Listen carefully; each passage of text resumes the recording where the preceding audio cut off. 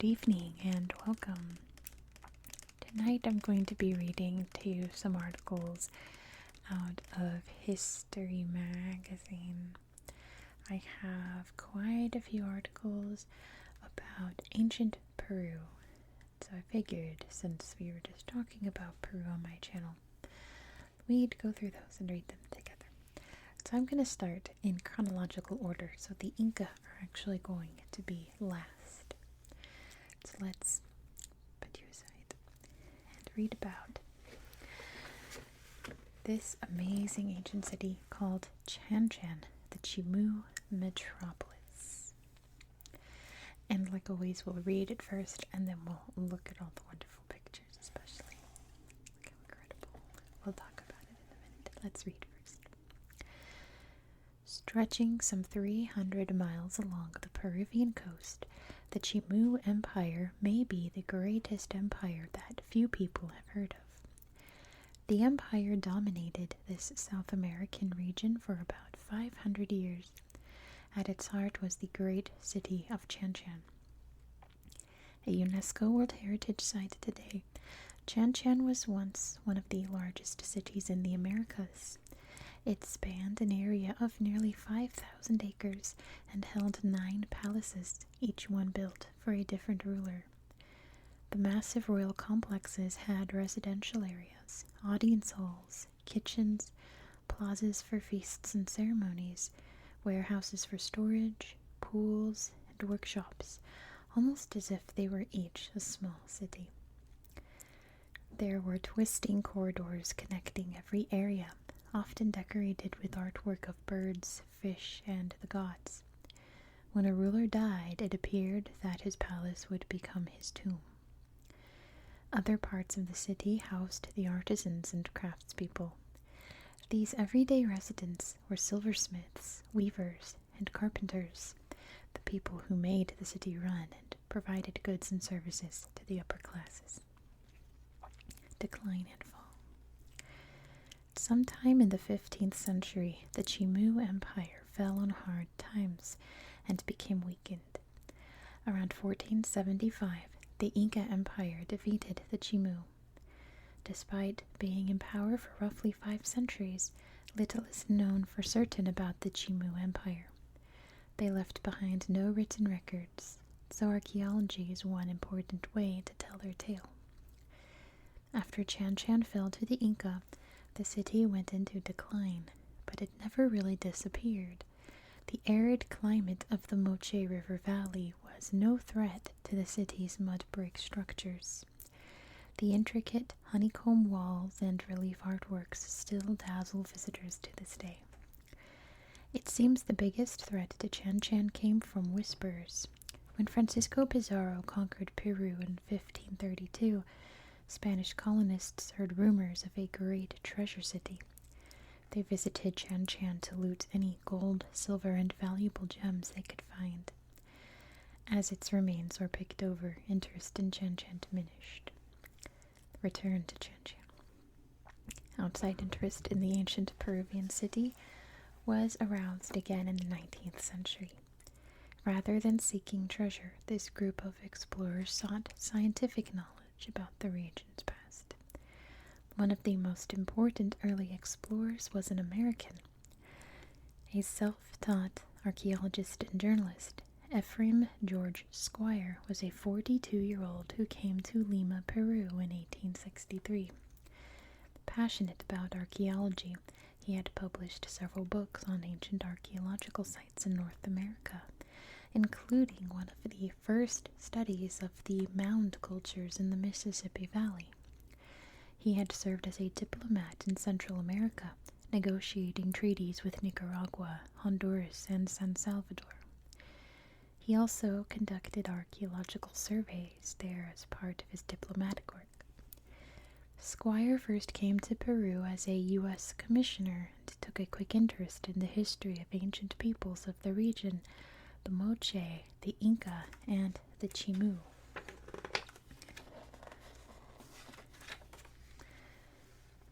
Word of the ancient ruins at Chan sparked his interest, and he began exploring them and other sites in earnest.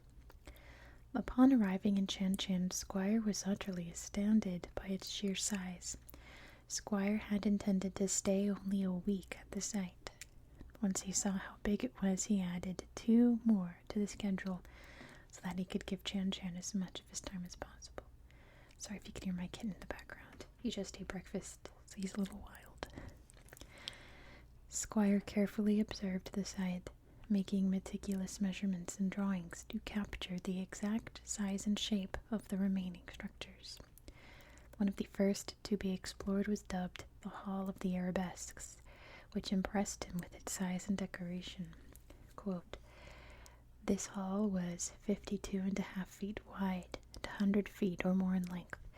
The left-hand wall is covered with an intricate, unique, and very effective series of arabesques. It will be seen from the illustration that they consist of reduplicated figures, modulating, if I may use the term, into each other." There's a picture up here of it. So pretty. Squire's team made detailed drawings of as many of the city structures as possible. During the expedition, they recovered numerous archaeological objects, including some that had been overlooked or tossed aside by earlier looters. Ceramics, knives, textiles, and even human remains were all studied and recorded, giving new insights into Chan Chan's inhabitants. Particularly groundbreaking was his use of photography. In the 1860s, photography was still rare. During Squire's tour of the Chimu capital, photographer Augustus Le Plongeon also visited the site and documented it.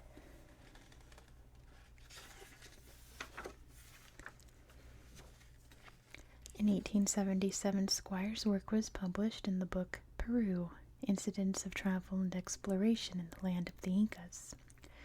Accompanied by the first detailed map of the Chan Chan ruins and illustrations of the ruins and artifacts, a riveting account tells the story of Squire's exploration and adventures, as well as a thorough documentation of ancient Chimu cultures.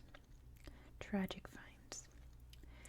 Chan Chan continued to fascinate scholars for decades following Squire's expedition.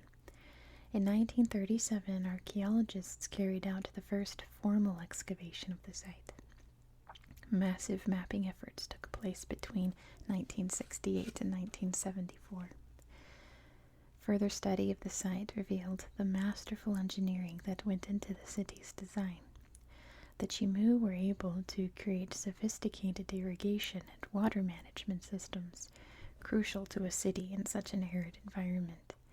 In 1986, Chan Chan became a UNESCO World Heritage Site.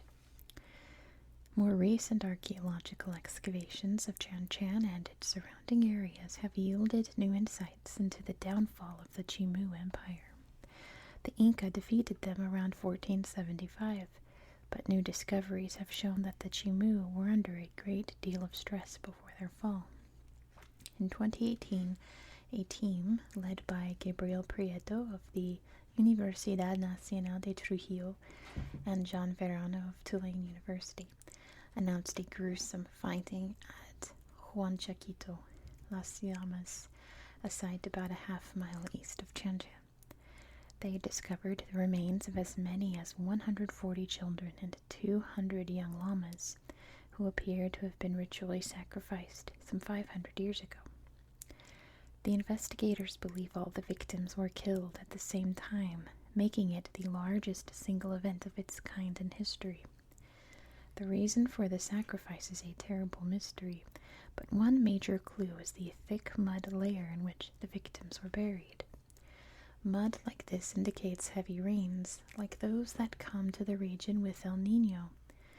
Local fisheries and the Chan Chan's carefully designed irrigation systems would be thrown into disarray by an El Niño, which would then disrupt political stability. Chan Chan's leaders may have ordered the sacrifice in a desperate attempt to persuade the gods to stop the rain and restore order. Their efforts were in vain, and the Chimu continued to weaken until they vanished. Their grand city, Chan Chan, remains, and scholars continue to reveal its secrets.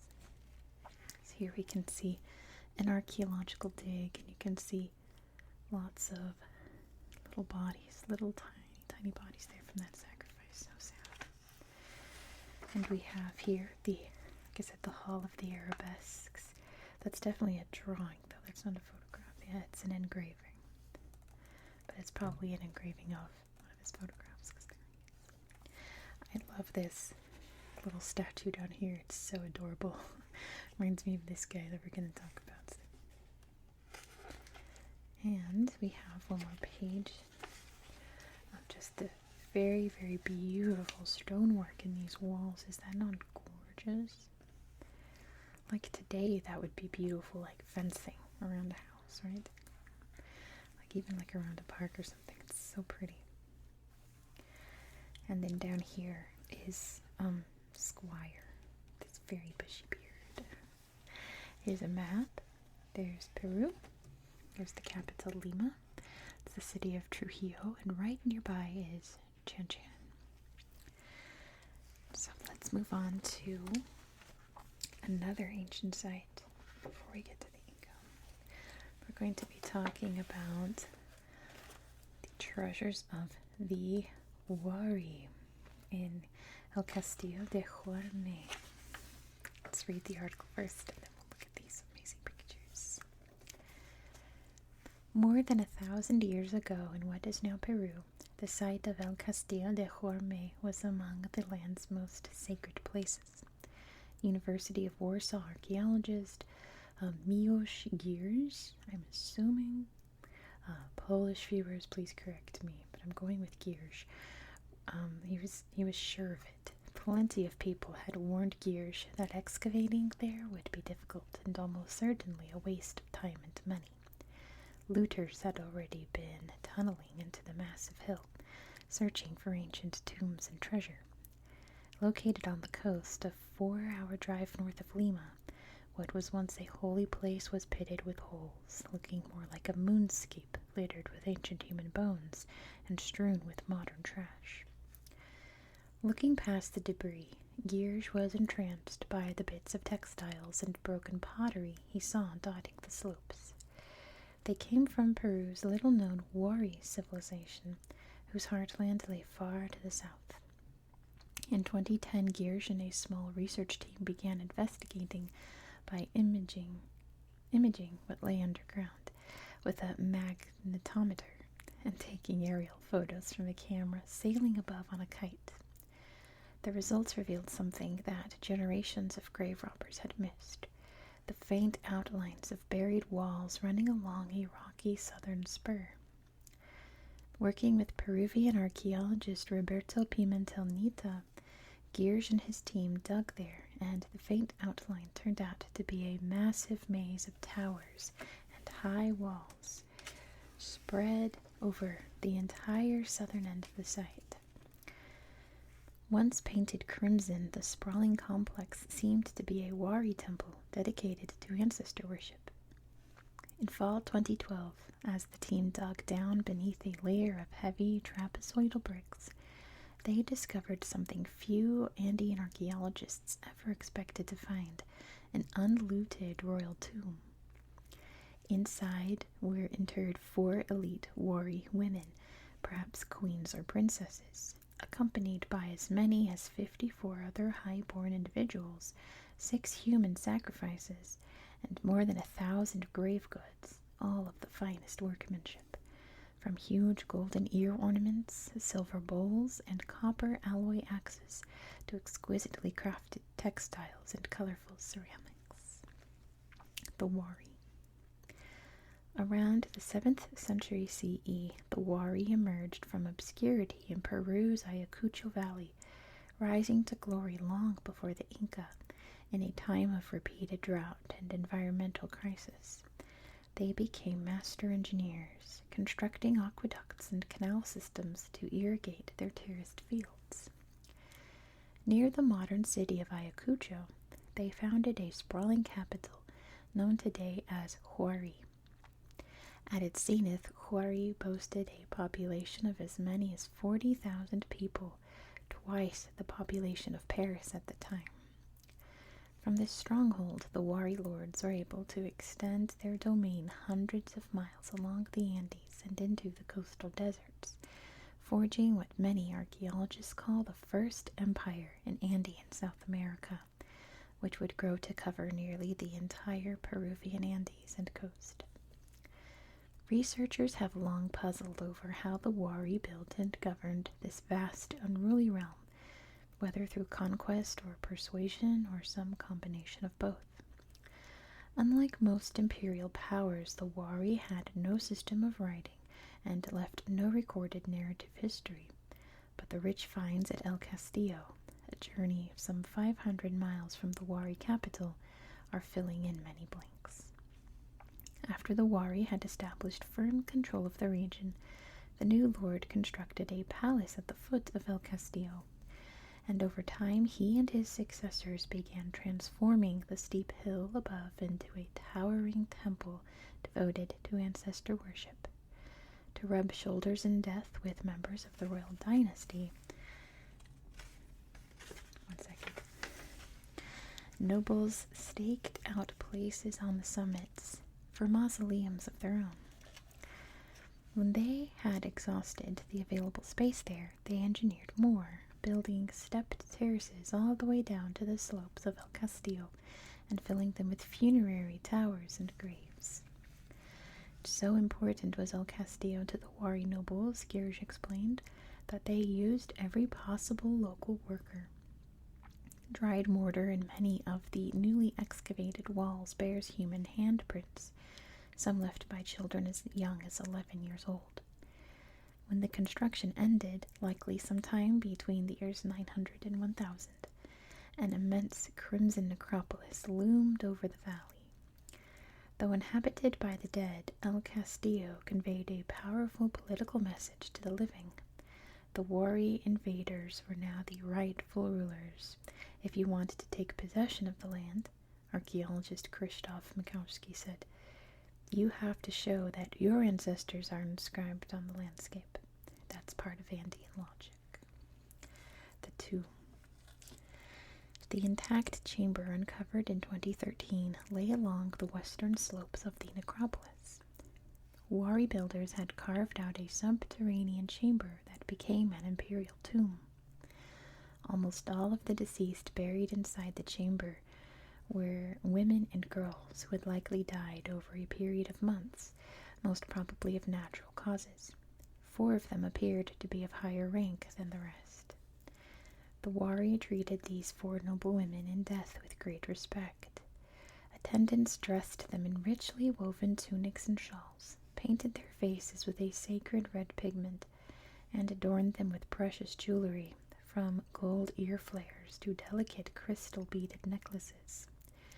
Their bodies were arranged in the flexed position favored by the Wari, and then wrapped in a large cloth to form a funerary bundle. Rich offerings were placed in small chambers, including textiles valued more highly than gold, knotted cords known as quipus, used for keeping track of imperial goods, and the body parts of the Andean condor, a bird closely associated with the aristocracy. Indeed, one title of the Wari emperor may well have been Malku, an Andean word meaning condor.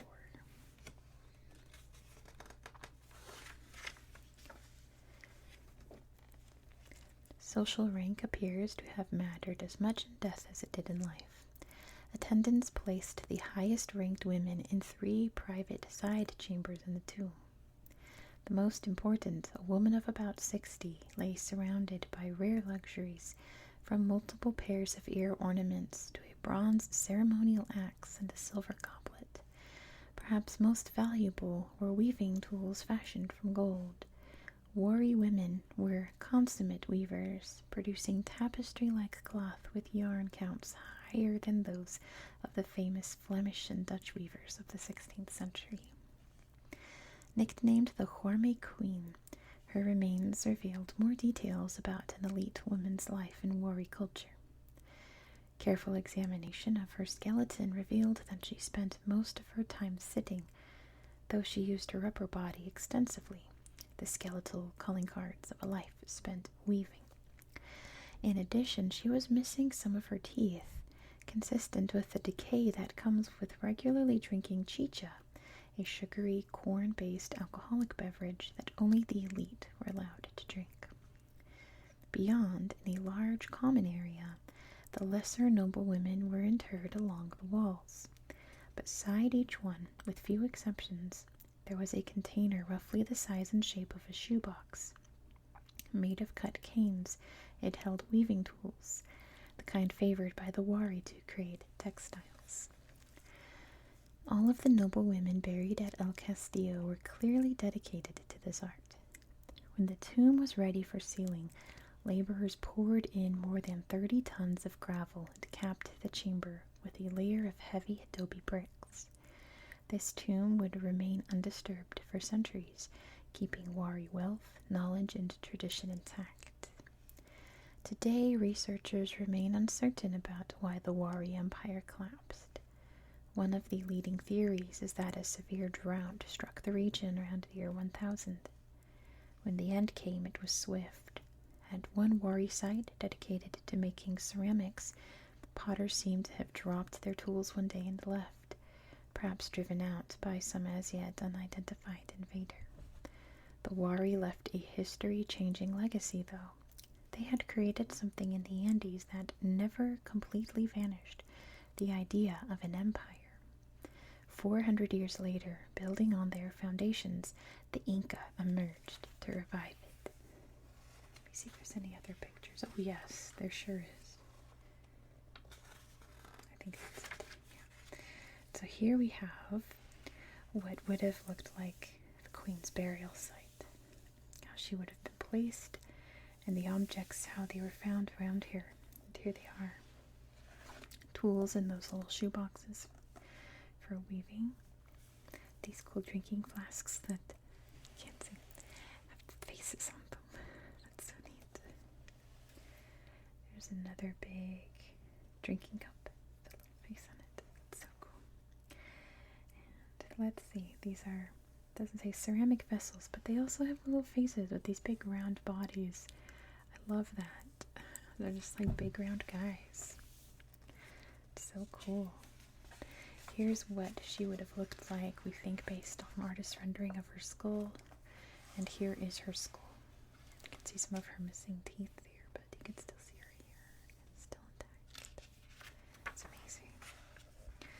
Some of the textiles found, some of their woven tapestry artwork here. You can still see some faces and bodies there. And some jewelry. Some ear ornaments. It says in the caption some of these are as big as doorknobs. Incredible. There's a spoon here. That's really neat. And here's the landscape of what was traditional Wari land. You can see all the mountains and this beautiful river valley here. This is a shot of, does it say, what is that called? Pikilakta. Another archaeological site there. There's another little flask here. You can see it looks like a little jaguar or something. Here's a map. There's Peru. There's Lima. You can see there's El Castillo de Jorme. There's Huari. There's that one site we just saw, Pikilakta. And how far their empire would have stretched all along the coast there.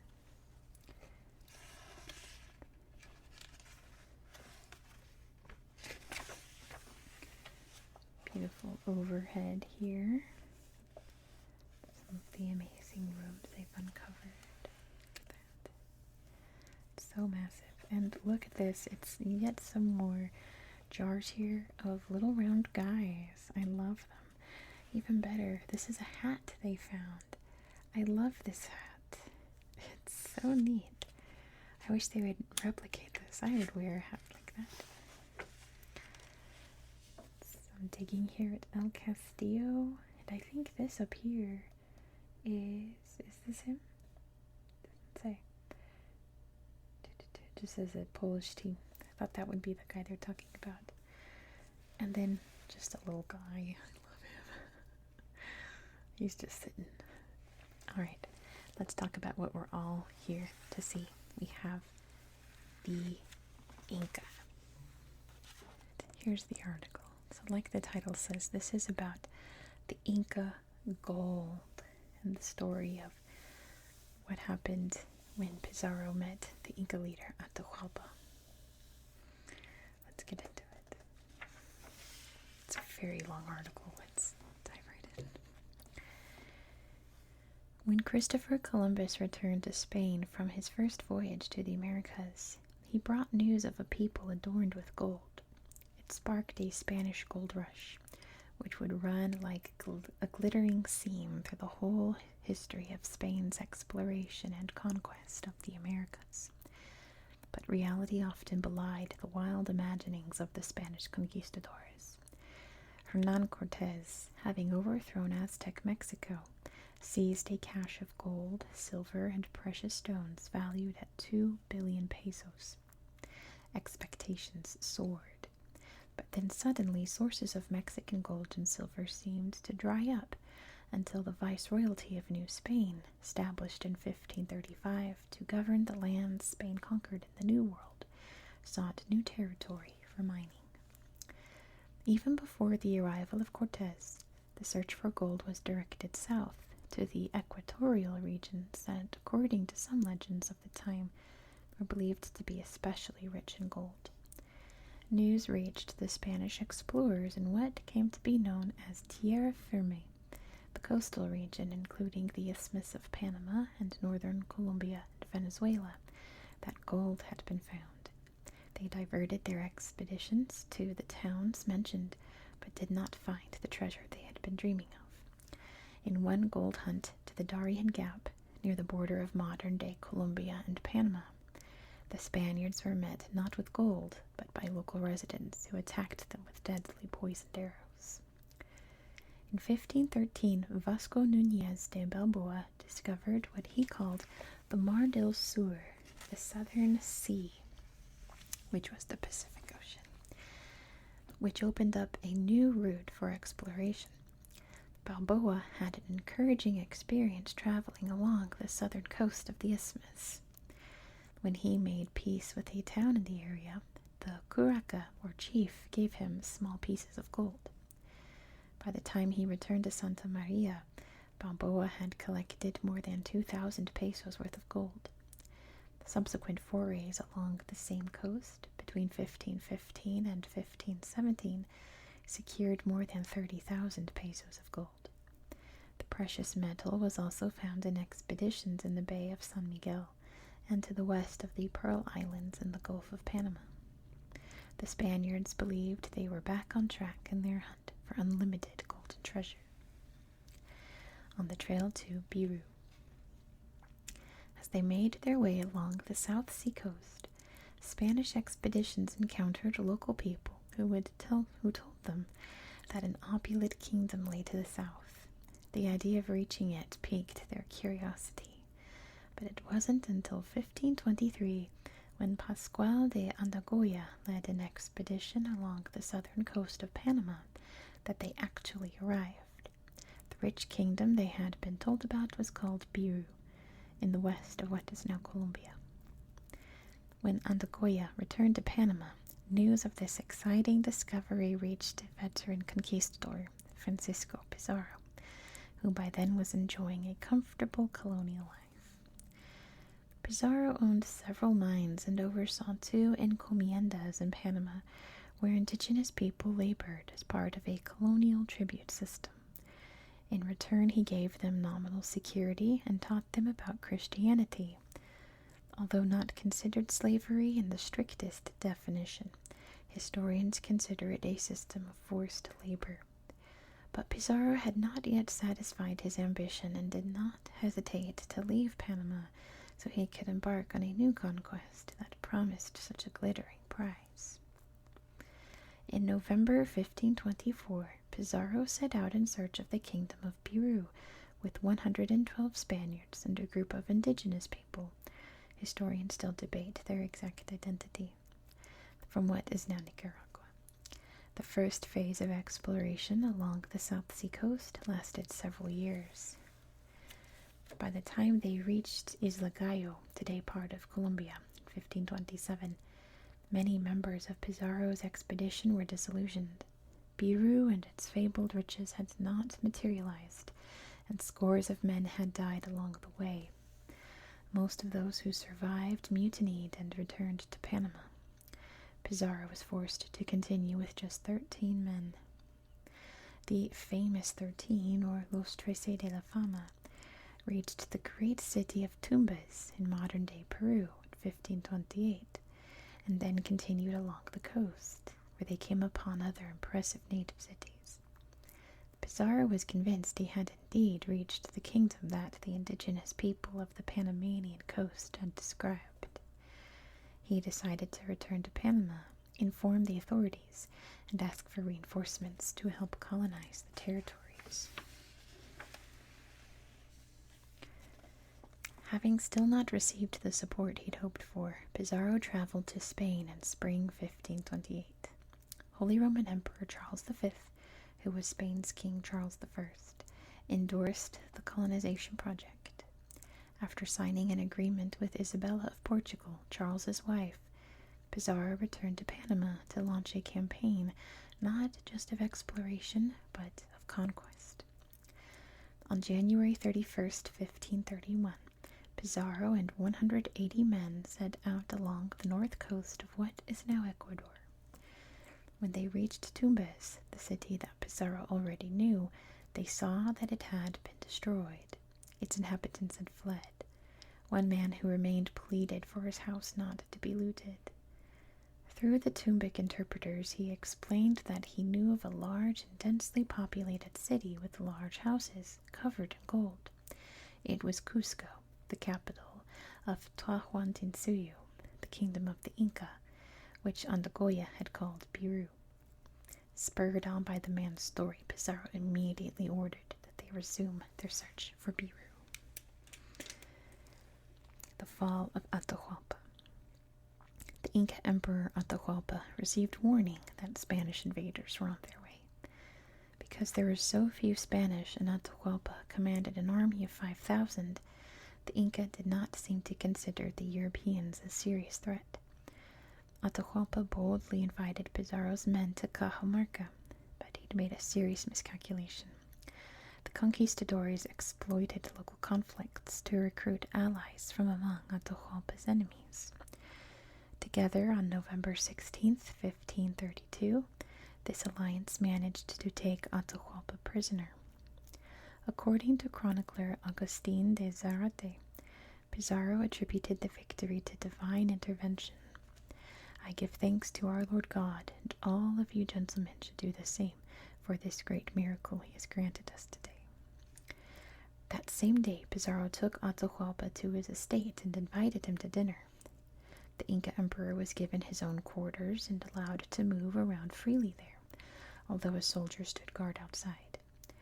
Atahualpa knew that Pizarro had recruited troops from among his enemies, including backers of his brother Huascar, who had fought him for the throne of Tahuantinsuyo and lost.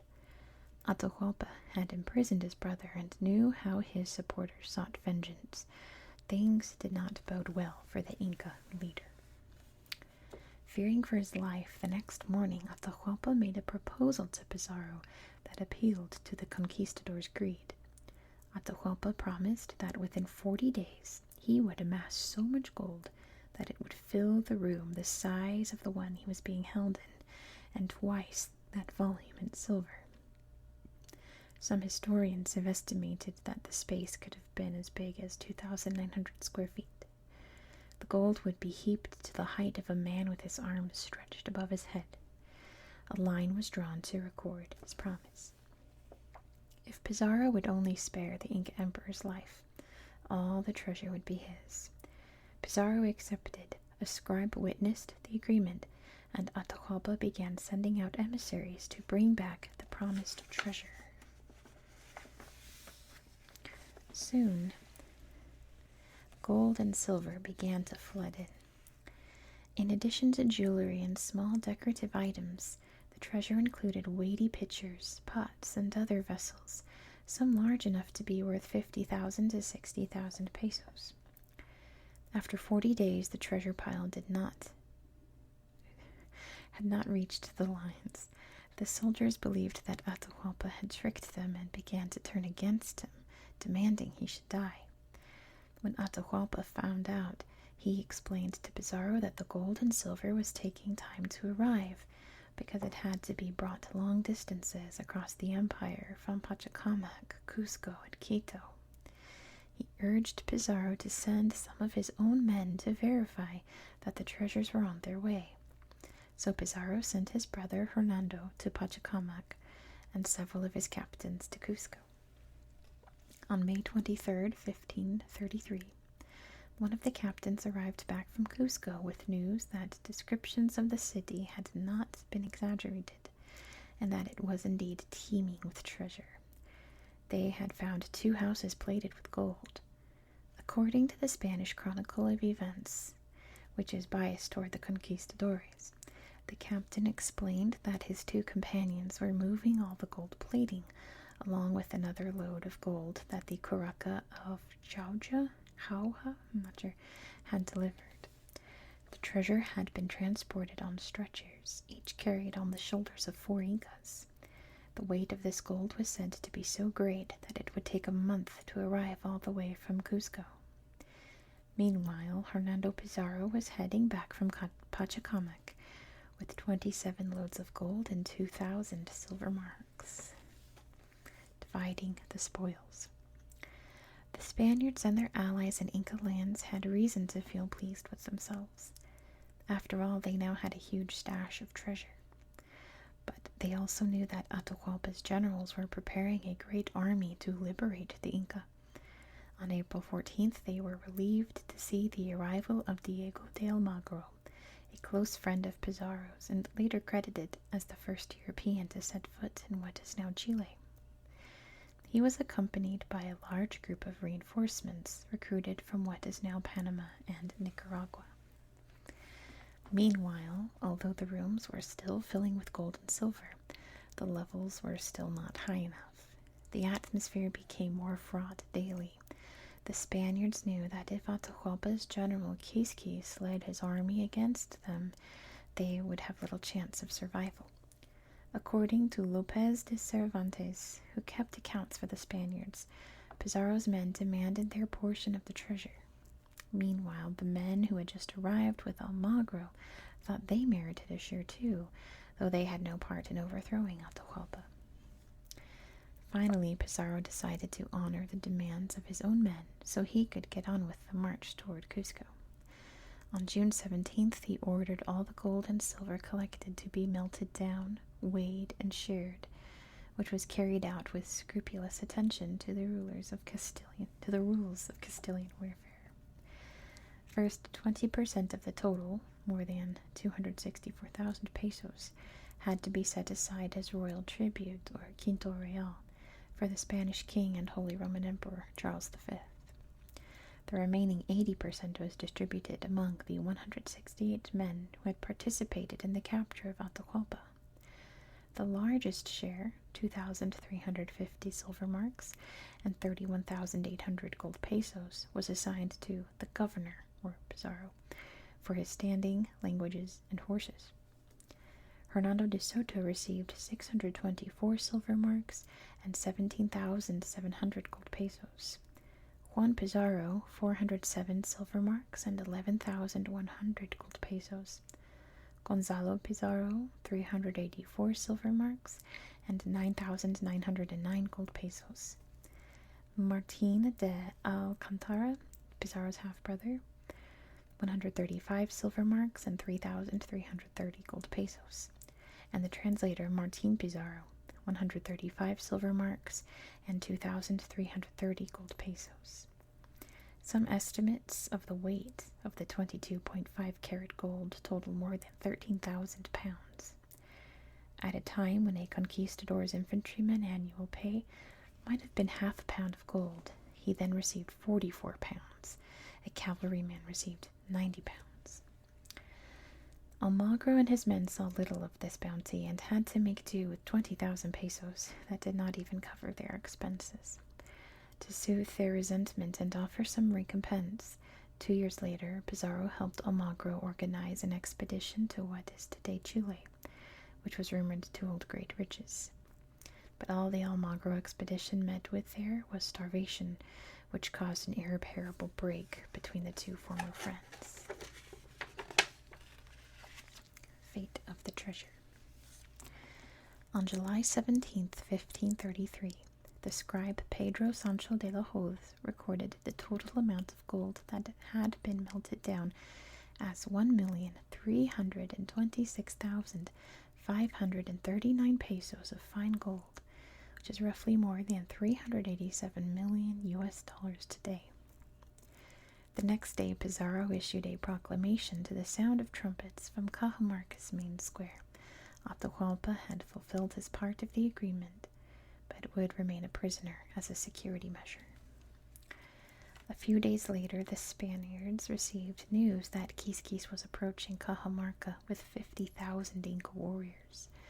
Pizarro and his men decided that Atahualpa's death would increase their own chances of survival. They put the Inca leader on trial, convicted him, and sentenced him to death. Atahualpa was executed on July 26, 1533.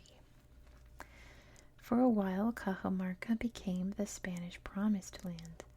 With Atahualpa's treasure distributed among the conquistadores, there was gold and silver in abundance. Imported goods commanded outrageously high prices, with payments made in gold.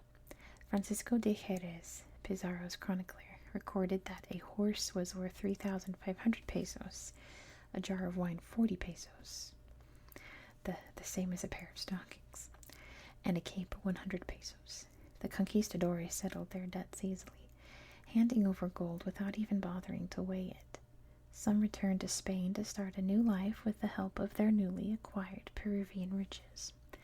But most stayed on, using the gold to build houses and create businesses in the new cities. Hernando Pizarro was to deliver the Quinto Real, Emperor Charles V's 20%, in person. He assembled more than 100,000 pesos, gold jewelry, and gold pieces valued at 164,411 pesos, plus 5,048 silver marks, and sailed for Seville, arriving in January 1534. The workers of the Casa de Contratación, the department that dealt with the Spanish crown's trade with its American imperial holdings, spent a day unloading and stacking them onto carts to be moved to the royal coffers at the rear of the royal alcazar. For days, the people of Seville went to gawk at the Inca treasure.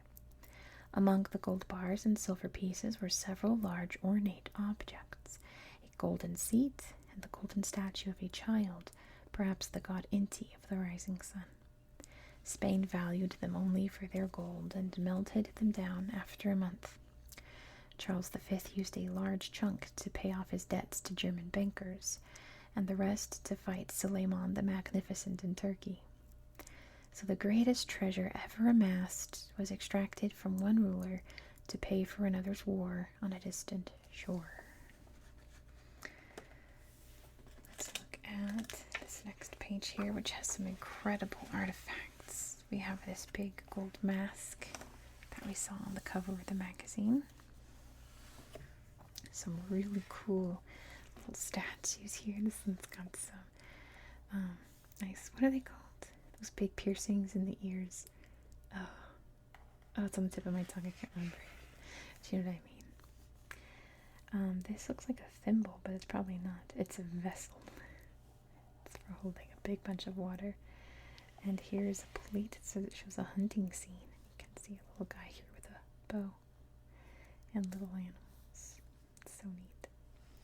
It's so sad that so many of these incredible artifacts were melted and just punched into coins and sold.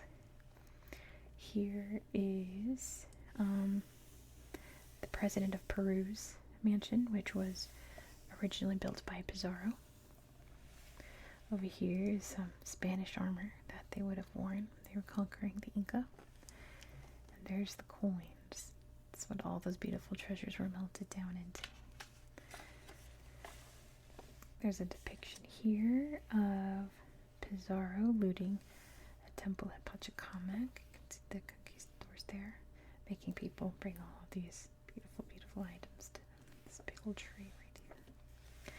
I love this little llama. It's so cute. I'm glad it survived. Here's some beautiful ruins here. This is near Cusco, the sacred valley of the Incas. So, so, so, so incredible. Sad that that's all that's left. There's a depiction here of Atahualpa being taken prisoner. Another really cool artifact looks like a little eagle. Figure with open arms. Wow.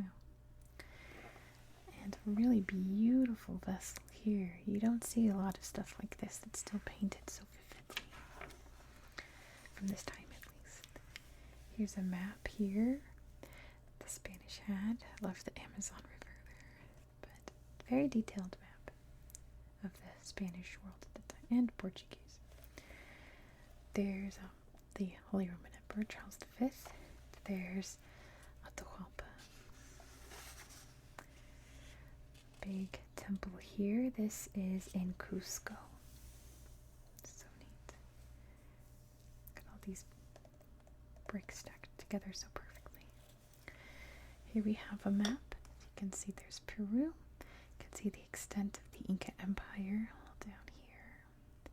There's Cusco, Vilcabamba, Pachacamac, there's Lima, Cajamarca, Tumbes, Quito. And there's Pizarro down there. And then this here apparently is showing Balboa getting gold from people. Because he was apparently much more friendly than a lot of the other Spanish this time. And that's where we're going to end it tonight. Thank you so much for watching. If you enjoyed this style of content, please consider subscribing. I'm going to be doing a lot more history magazine videos in the near future, so be sure to subscribe so you won't miss out. I hope that you found this video relaxing and educational. Let's look at the cover again.